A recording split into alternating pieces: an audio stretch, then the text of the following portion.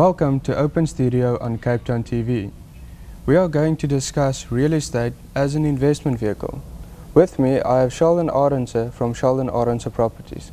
Hi Sheldon. Hi Andre. Tell us a bit about yourself. Okay, I started, in 2004. I basically left my job in the shipping industry for about 9 years, decided to become self-employed.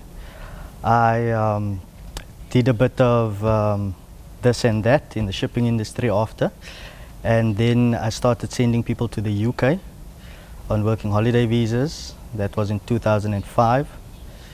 Then in 2006 I went to Namibia to open a radio station, and by the time I got back there, still had some clients that were going down to the UK, and then I had to start sourcing loans for them, doing home loans.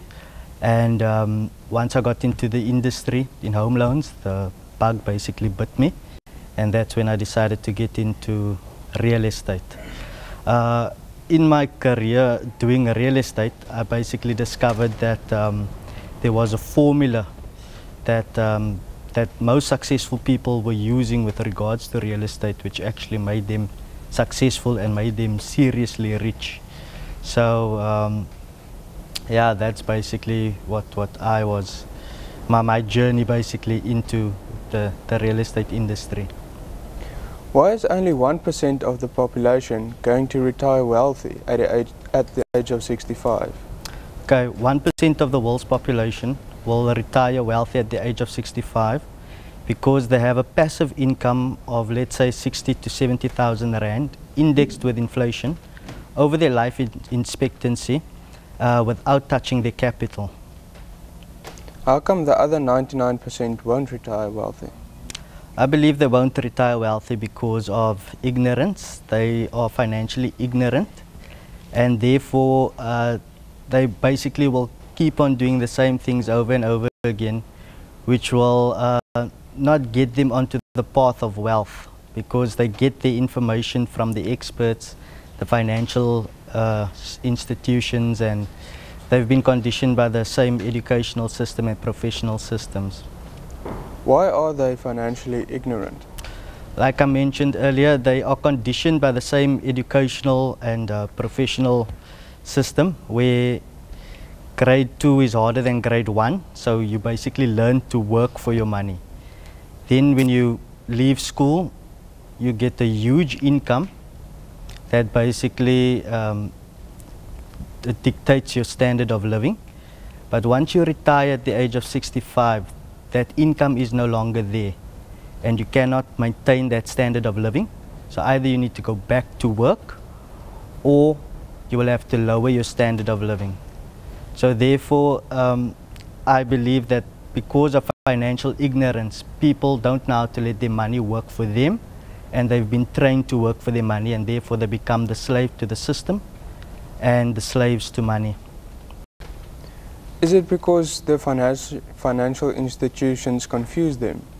Well, I'd say yes, definitely. They confuse people just enough to get them to come back to them for more information.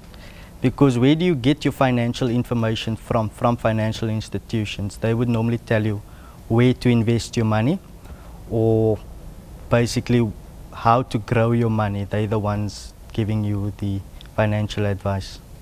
So they don't tell you the truth from the beginning? No, I'd say that they tell you half-truths. So if you confuse someone too much, they wouldn't take any action. So they confuse you just enough to take action and hand over your money to them. What is your passion? Okay, my passion is to teach people how to become wealthy and how to create wealth.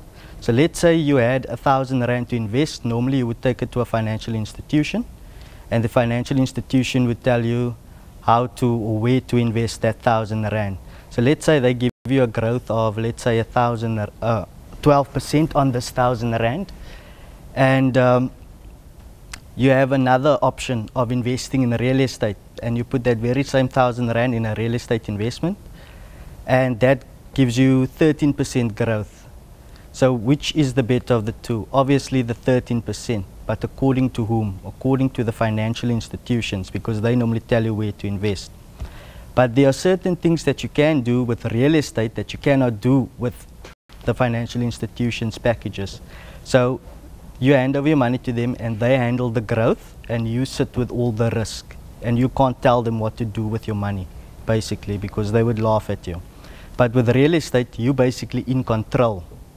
There are certain things, like I mentioned to you earlier, I've discovered this formula, and with the application of this formula to create wealth, you are able to do certain strategies and techniques to increase the growth on your 1,000 Rand investment. So let's say this 13% on this 1,000 Rand over 7 years is worth 137,000 Rand. So we need to retire at the age of, let's say, okay, let's say within a 7-year period. Okay, I don't want to put any ages to this, but let's say you'd like to retire over 7 years and you need 5 million Rand in which to retire. So if you buy from a motivated seller, that automatically increases the growth on your 1,000 Rand investment, because you're automatically buying more house for that 1,000 Rand. Motivated sellers are people who are either losing their house because of financial difficulty, or they're going through a divorce and they need to settle or at least split the assets and they need to sell immediately. Or it could be someone who needs to relocate because of work purposes. They may perhaps leaving the province and they don't want to leave their properties unattended or let it out to tenants. So these people eventually become motivated sellers and they are desperate to sell. I personally buy from motivated sellers and I help people out of this situation. So it's not about doing them in, it's actually about just making their situation, because they're going through an emotional time and they obviously need to have an instant solution, which I normally provide for these people. But let's say you bought from a motivated seller and you're able to negotiate a good price for you, you would increase the growth on that 1,000 Rand.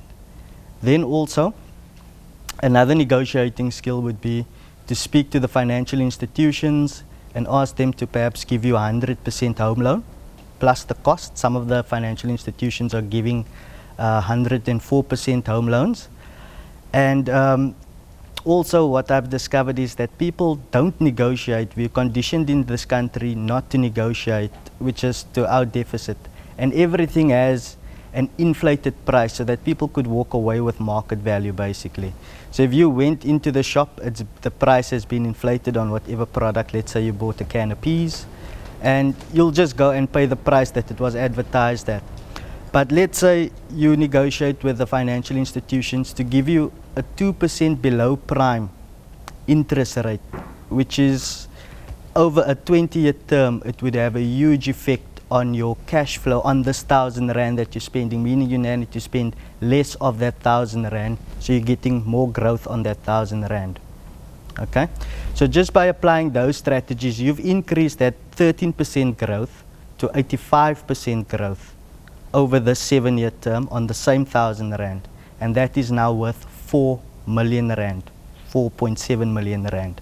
Okay, and how many people normally take out a 30-year term loan because they feel like they're going to be a slave to the system much longer and they don't want to be tied down to debt? Okay, so this is your investment. This is not your residence. This is your surplus. So first you need a surplus. A surplus is basically the difference between your income and your expenses.